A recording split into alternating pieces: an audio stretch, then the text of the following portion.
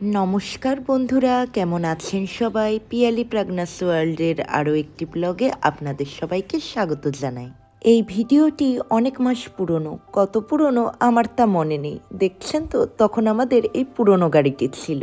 Phone ঘাঁটতে ঘাঁটতে গ্যালারিতে ভিডিওটা দেখতে পেলাম, ভাবলাম আপনাদের সাথে শেয়ার করি।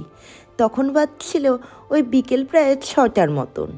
এখন আমরা বাড়ির প্রত্যেকে মিলে যাচ্ছি আমাদের বাড়ির কাছে যে বড়োদরা স্টেডিয়ামটা রয়েছে সেখানে। আজকে সেখানে আমরা ক্রিকেট খেলা দেখতে যাব। এই স্টেডিয়ামটি বাড়ি থেকে প্রায় ওই ধরুন 19 কিলোমিটার দূরত্বে অবস্থিত রয়েছে, আর আমাদের কোম্পানির একদমই কাছে। আর সেদিন রাস্তায় প্রচণ্ড পরিমাণে ভিড়ও ছিল, তা আমরা ট্রাফিক জ্যামে আটকে পড়েছিলাম। আর জানেন তো, আমাদের বাড়ির কাছেই এয়ারফোর্সের ক্যাম্প রয়েছে। ট্রাফিক জ্যামে অনেকক্ষণ আটকে থাকার পর আবার আমরা চললাম স্টেডিয়ামের উদ্দেশ্যে। এই রাস্তাটি দিয়ে যতবারই গেছি এত লোক আমি কোনোদিনও দেখতে পাইনি। মনে হয় আমাদের সাথে সাথে সবাই আজকে খেলা দেখতেই যাচ্ছে। আর রাস্তার দুপাশেই কী পরিমাণ লোকের ভিড় হয়েছে! এই দেখুন, সারি সারি কত গাড়ি রাস্তা দিয়ে চলছে। ওই দিন কিন্তু প্রচুর লোকের প্রবলেমও হয়েছিল। দেখছেন তো, আমাদের সামনে একটি সবজির টেম্পো ছিল আর একটি অটোও ছিল। না জানি সেদিন এরকম জ্যামে আটকে পড়ার জন্য কত পরিমাণ লোকের প্রবলেমও হয়েছিল। সেদিন আমরা বাড়ি থেকে 6টার সময় বেরিয়েছিলাম ঠিকই, কিন্তু আমরা 7টা বেজে গেছে তবুও কিন্তু স্টেডিয়ামে পৌঁছতে পারিনি। যদিও আমরা স্টেডিয়ামের খুব কাছাকাছি পৌঁছে গেছিলাম, কিন্তু যেহেতু এত লম্বা লাইন ছিল আমাদের স্টেডিয়ামে পৌঁছতে পৌঁছতে অনেক দেরি হয়ে গেছিল। সন্ধ্যাবেলা যখন প্রায় 7:30টার মতন বাজে তখন আমরা পৌঁছে গেছিলাম স্টেডিয়ামের পার্কিং প্লটে। আর আজকে ক্রিকেট ম্যাচ ছিল ইন্ডিয়া এবং অস্ট্রেলিয়ার। আমাদের পুরনো যে ক্রিকেটাররা রয়েছে তাদের মধ্যে, মানে সচিন তেন্ডুলকারদের সময়কার, আর অস্ট্রেলিয়ার যে পুরনো ক্রিকেট টিম রয়েছে তাদের মধ্যে।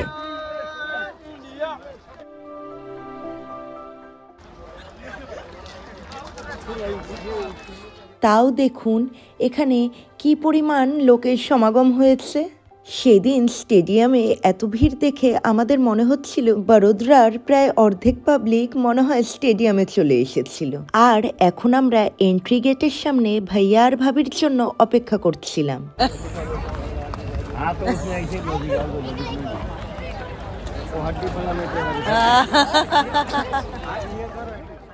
ম্যাচ অনেকক্ষণ আগের থেকেই শুরু হয়ে গেছিল ঠিকই, কিন্তু ট্রাফিক জ্যামের জন্য আমাদের স্টেডিয়ামে পৌঁছতে পৌঁছতে প্রচুর দেরি হয়ে গেছিল। আমাদের সিটটি ছিল ফার্স্ট ফ্লোরে, একদম গ্রাউন্ডের সামনেই, কিন্তু যে পরিমাণ পাবলিকের ভিড় হয়েছিল সেদিন আমরা আমাদের সিটটি পাইনি, তাই আমাদের সেকেন্ড ফ্লোরে বসতে হয়েছিল এবং সিটটিও ছিল পেছনে।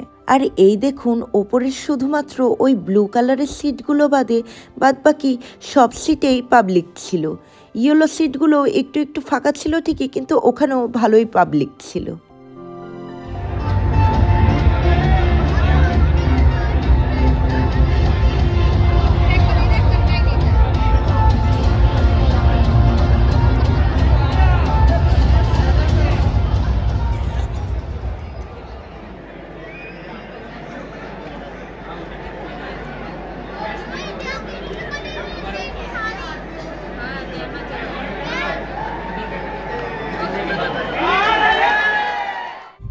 আর জানেন তো, জীবনে এই প্রথমবার আমি এরকম স্টেডিয়ামে ক্রিকেট খেলা দেখলাম।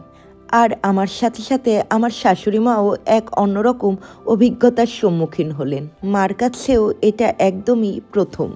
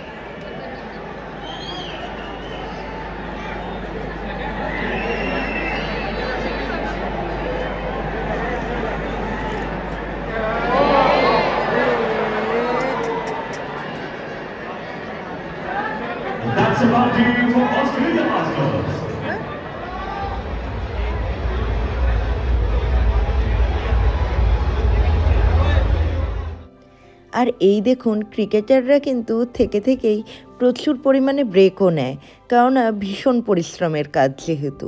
আর আমরা যখন টিভিতে ক্রিকেট খেলা দেখি, যেই সময়টা ওনারা ব্রেক নেন সেই সময়টাতেই কিন্তু অ্যাডভার্টাইজমেন্ট চালু হয়ে যায়।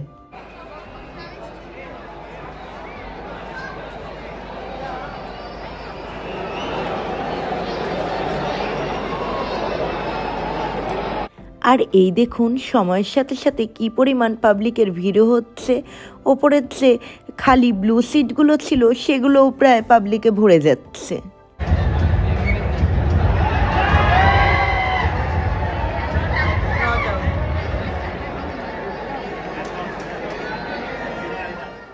প্রথমে ব্যাটিং ছিল অস্ট্রেলিয়ার, এবার ইন্ডিয়ার ব্যাটিং চালু হবে, কিন্তু তার মাঝখানে ওনারা একটা বড় ব্রেক নিয়ে নিলেন।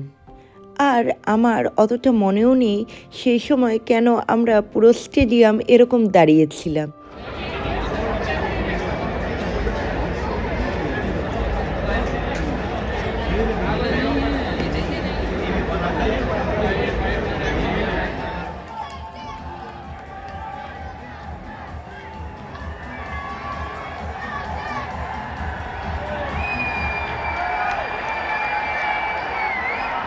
To the defeating team, Australia Masters!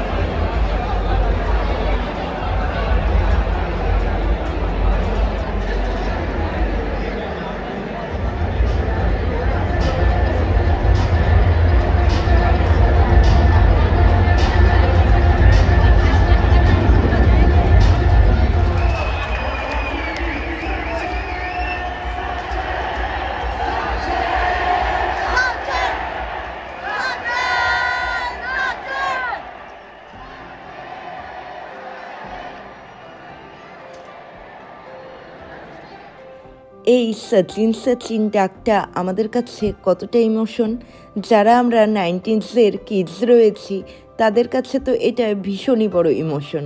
আর দেখছেন তো সেই সময় স্টেডিয়ামের পাবলিকের প্রত্যেকেরই মোবাইলের ফ্ল্যাশ লাইট অন ছিল। আসলে আমাদের স্টেডিয়াম থেকে অ্যানাউন্সমেন্ট করা হয়েছিল যে আপনারা আপনাদের টিমকে চেয়ার আপ করার জন্য মোবাইলের ফ্ল্যাশ লাইটগুলো অন করবেন।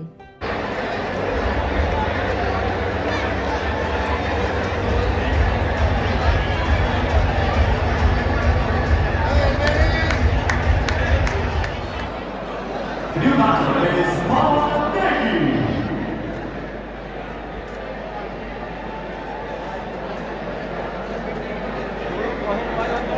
সেদিন কিন্তু আমরা পুরো ম্যাচ না দেখেই বাড়িতে চলে এসেছিলাম। আসলে পরবর্তীতে ম্যাচের যা অবস্থা হয়েছিল, তো আমরা ভাবলাম না এখন আমাদের বাড়ি চলে যাওয়াই উচিত, কেননা সব পাবলিক যদি একসঙ্গে আমরা বাড়িতে যাওয়ার জন্য রওনা দিই তখন আমাদের পার্কিংয়ের কাছে যেতেও অনেক সময় লাগবে, এবং স্টেডিয়ামে আসার আগে তো আপনাদের দেখালামই কী রকম ট্রাফিক জ্যামে আমরা ফেসে গেছিলাম। তাই আমরা একটু আগেই রওনা দিলাম, আর ভাইয়া ভাবিরা আমাদের আগেই বেরিয়ে পড়েছিলেন। আর আমাদের সাথে সাথে দেখছেন তো প্রচুর পাবলিকও কিন্তু স্টেডিয়ামের ভেতর থেকে বেরিয়ে গেছে। আর এই দেখুন কি পরিমাণ লম্বা লাইন লেগেছে গাড়ির। আর আমরা সেদিন রাত 10:30টায় স্টেডিয়ামের ভেতর থেকে বের হওয়া সত্ত্বেও এখন প্রায় বাজছিল ওই রাত প্রায় 11:30টার মতন। আসলে পার্কিংয়ের জায়গাও প্রচুর পরিমাণে বড় ছিল, তাই আমাদের গাড়িতে খুঁজতেও অনেক সময় লেগে গেছিল। বাড়িতে পৌঁছতে রাত 12টার প্রায় বেশি বেজে গেছিল। তো ভিডিওটা আমি আজকে এখানেই শেষ করছি।